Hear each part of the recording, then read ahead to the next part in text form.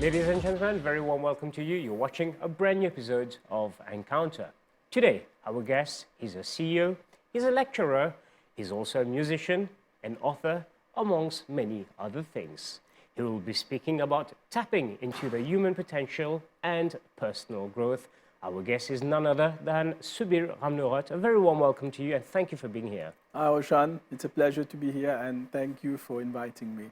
Well, maybe our viewers should know that we have been planning this interview since quite some time. Yeah. Unfortunately, it did not happen before, but I'm glad that we managed to be both present here for this And interview. I think everything happens at the right time, I'm right? very sure that everything happens at the right time. Subheer, you work a lot with students, you work a lot with helping people grow their potential. So can we start with a broad definition? What is human potential and personal growth? I mean, let me give you an analogy. If I show you a seed, you will tell me that's a seed. And the same seed, if you give that to a farmer, and you ask the farmer, what is this? This guy will tell you, this can become a huge tree. That huge tree can bear 10,000 fruits. Yes. And these 10,000 fruits over its lifetime can produce another 10,000 fruits, giving another 10,000, seeds. And with that one seed, I can make, a business for a whole lifetime. Of course. That's the potential of a seed, right? But some seed just die without their ability, without them tapping into their potential and without them really flourishing. So I think human being has amazing potential as well.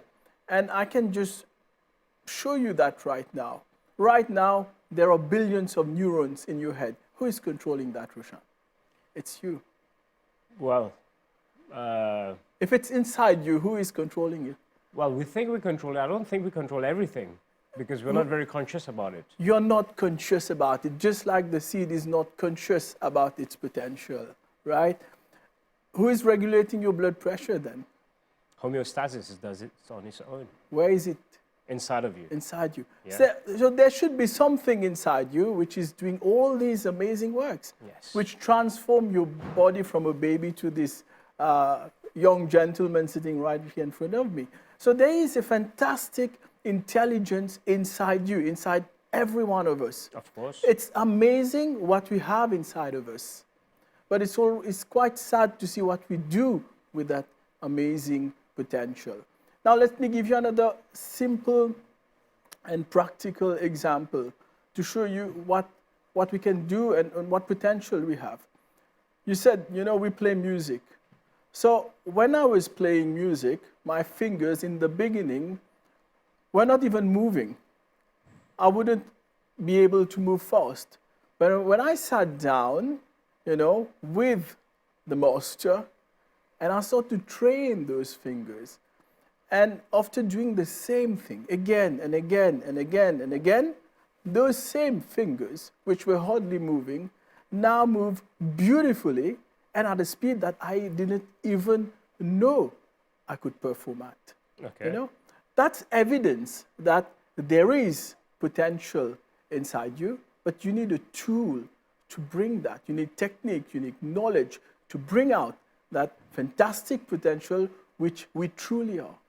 So that's why you used the word consciousness earlier, because the seeds did not have consciousness, or even us, before we're able to do something, we have so much potential, but we're not.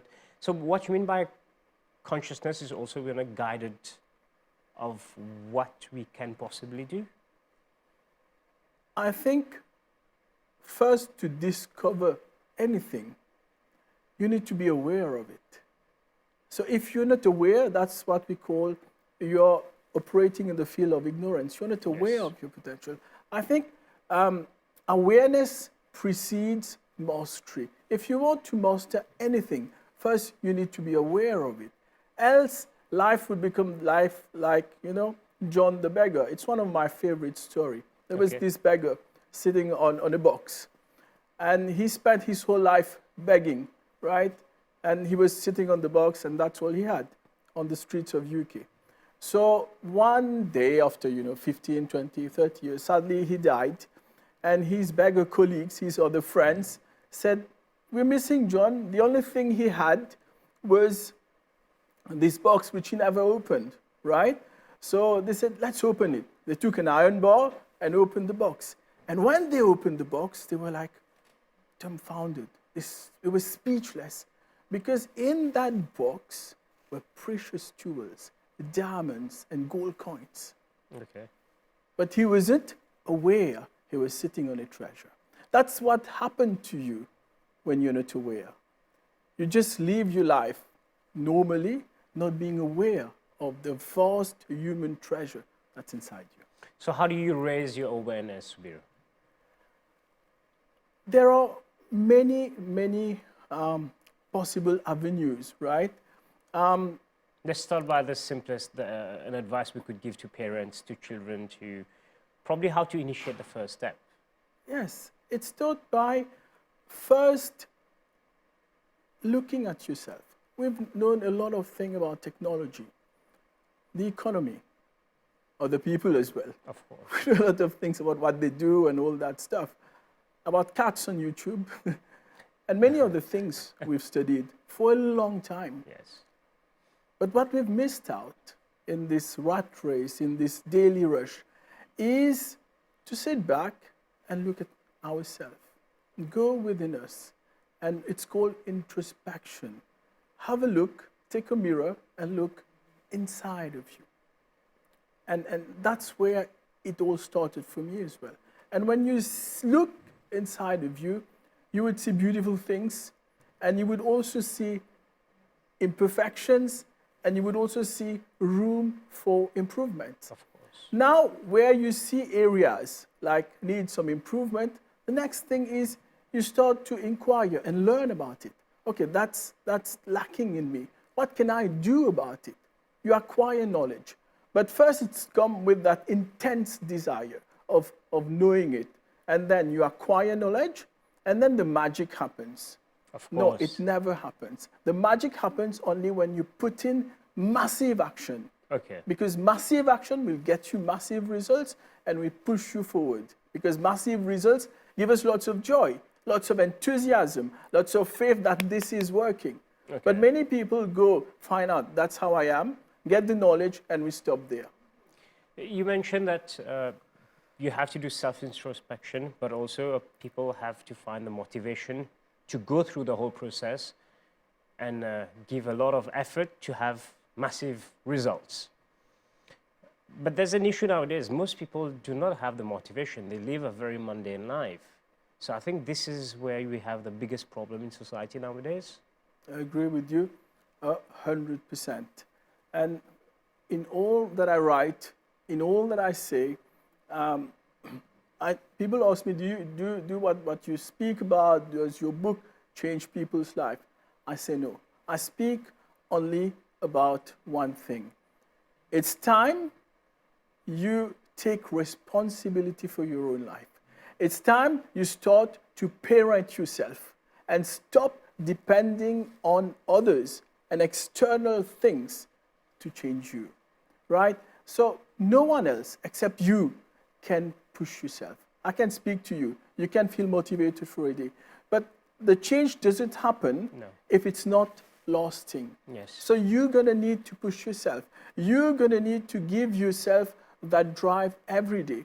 What keeps us in a low mood is stagnation. When you're doing the same thing every day, and there's no progress in your life, you feel kind of low. But this is what you call a comfort zone. Yes, and in the comfort zone, it's not pleasant, not always pleasant. All right. It's not always pleasant. And you see, I mean, I'm struggling with my life. The shape of my body is not nice. I'm even having some health problem, but I still like the way I eat. I still won't exercise. That's why we call being in your own comfort zone.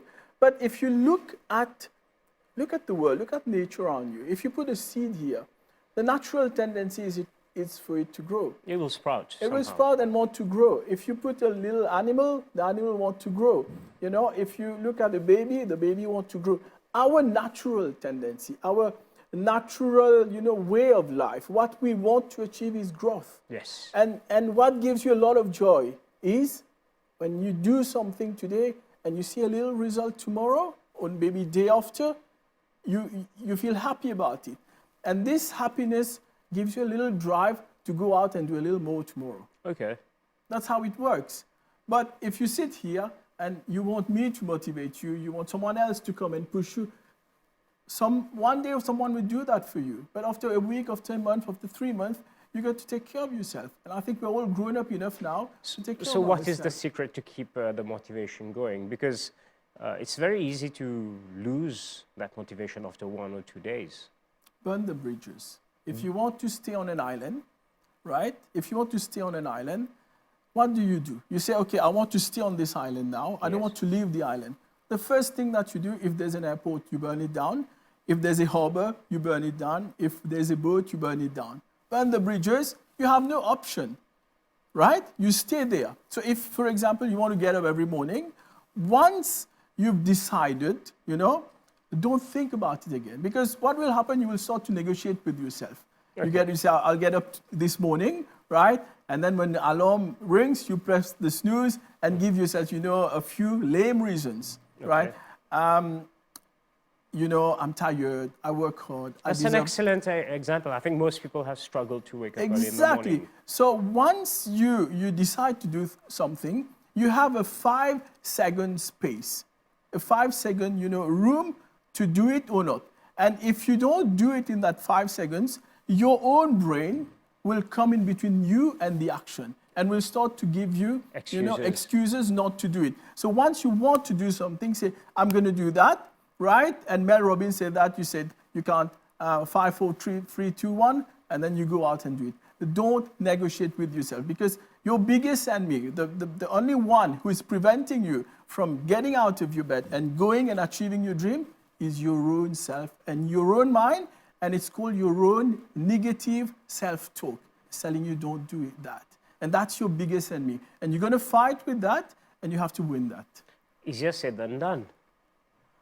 I mean, you see, that's a mindset. That's a mindset. That's the self-talk we are used to. Yes. Why is it just so difficult just to get out of bed? I tell you, if you get out of bed at 5 a.m., at 6 a.m., at 10 a.m., that first 5 minutes of getting out of bed is always difficult. It's not easy at 10 a.m. Okay. You always turn around in your bed at 10 a.m., right? So it's also about we are creatures of habit. Whatever we do you find struggle in brushing your teeth, Roshan? No. In having your breakfast? Not at all. In doing certain things which are installed in your time? Okay. So what happened? We are creatures of habit, and we've installed a certain routine, and most of those routines are unconscious or subconsciously installed. So as we said, first, be conscious about those routines. What are those routines that's harming me? To be able to wake up early, maybe I should sleep early because I need that 7 hours or 8 hours or 6 hours of sleep. So first, install the time I sleep. Okay. Install a discipline there. That's where I sleep. And once I have my 7, 8 hours, I'm going to get up the next day, isn't it?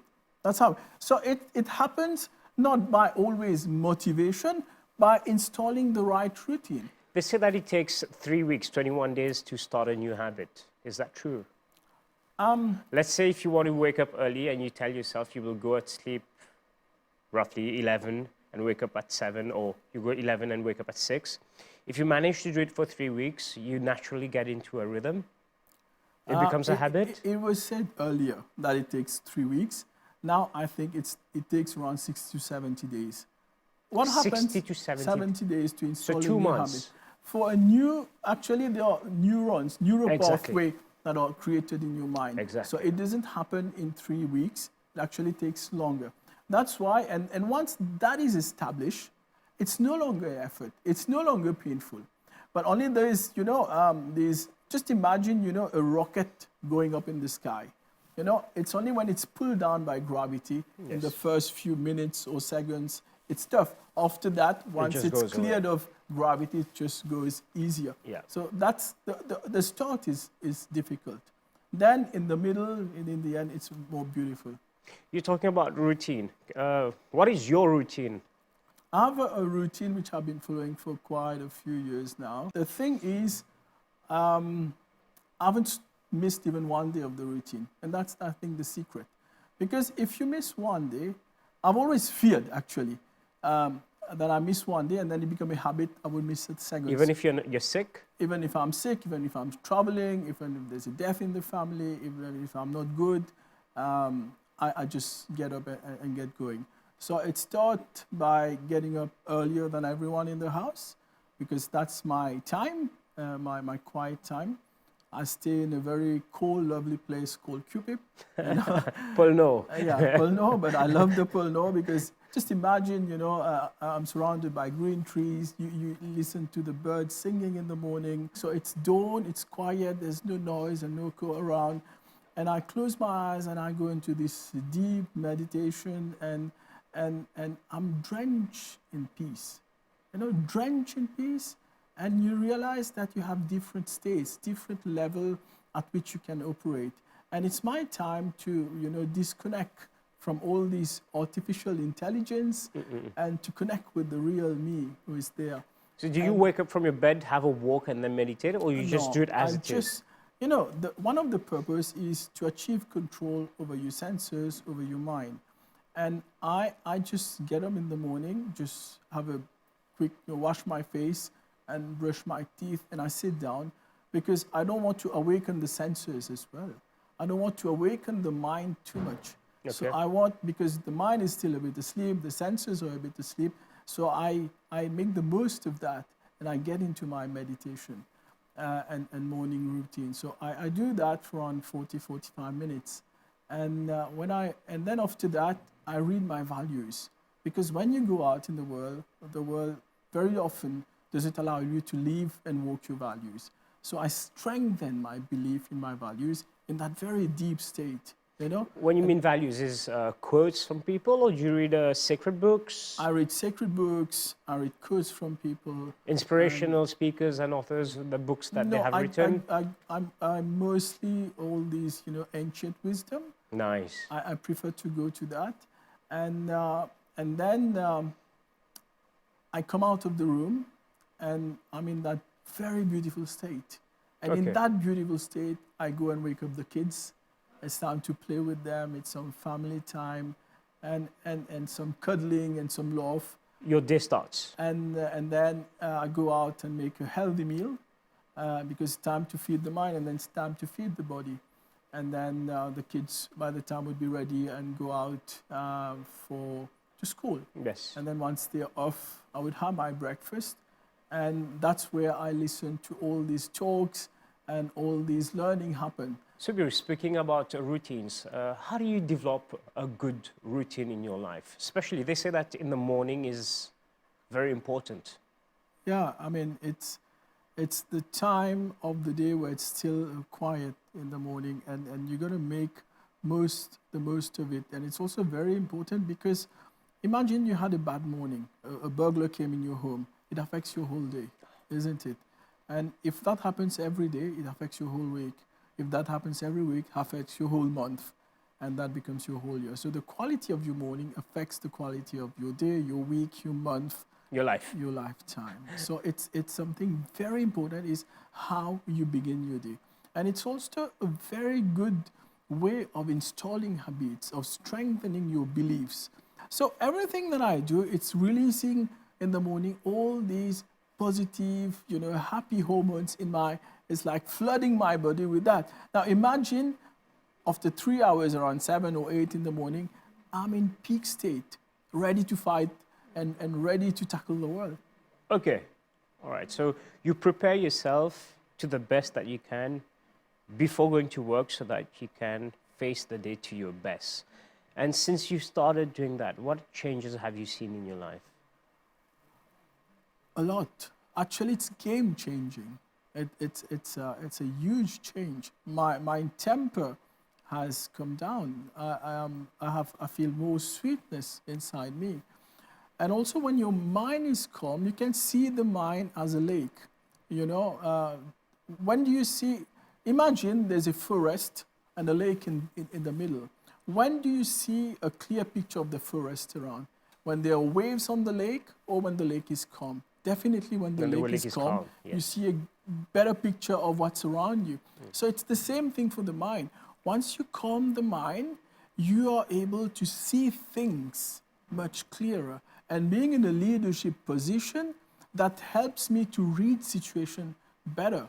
And anything that you start with a positive attitude, the chances of success is always much higher. And this works irrespective of the field that you work. Obviously. All right. I mean, in any field you work, if you start your day on the right foot, I think you're going to have a good day. We all have our lives. We all have our ups and downs. But does it make a difference when you react positively to the downside so that it helps you expand better?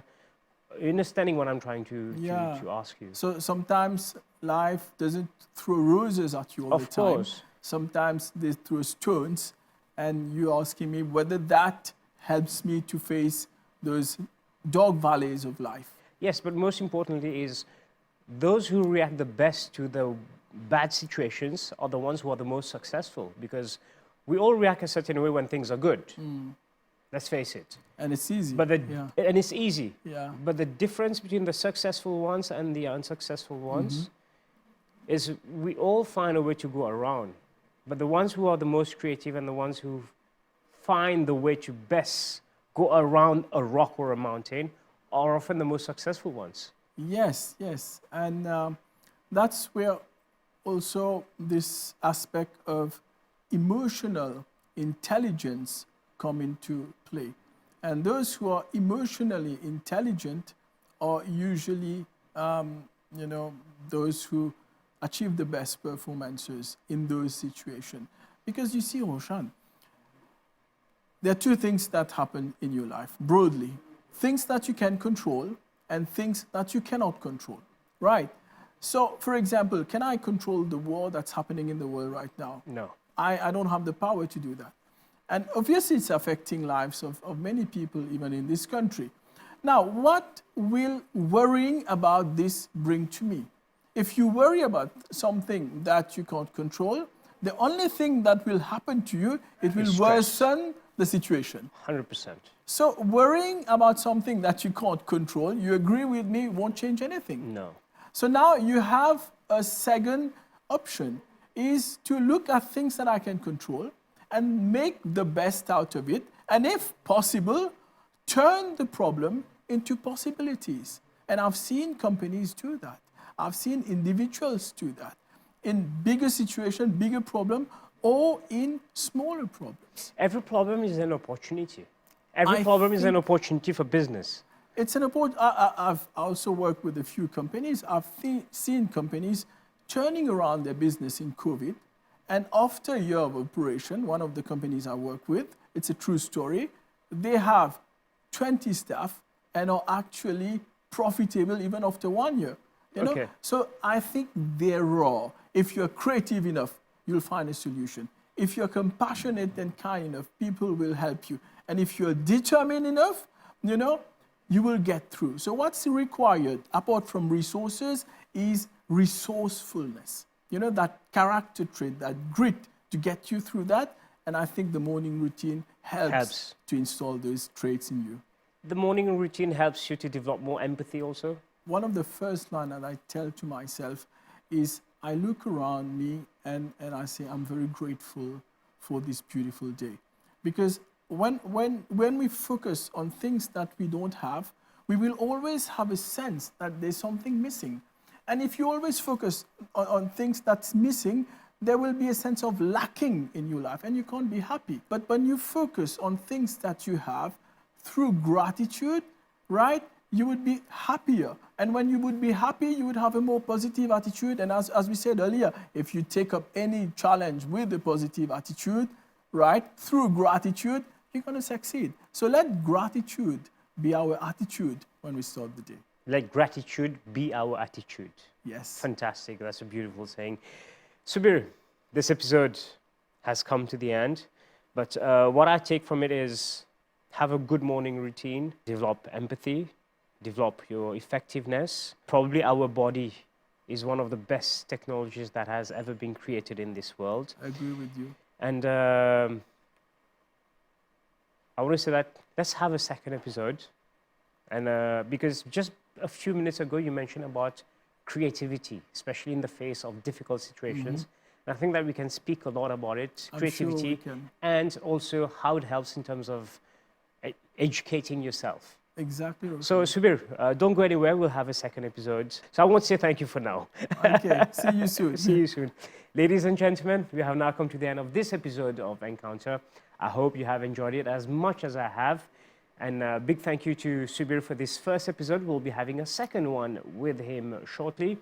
And if you have any questions, queries, suggestions, or any kind of questions you might have about the guests or the topic that we have discussed, drop an email. It's encounter@mbc.itnet.mu. Until the very next program, goodbye.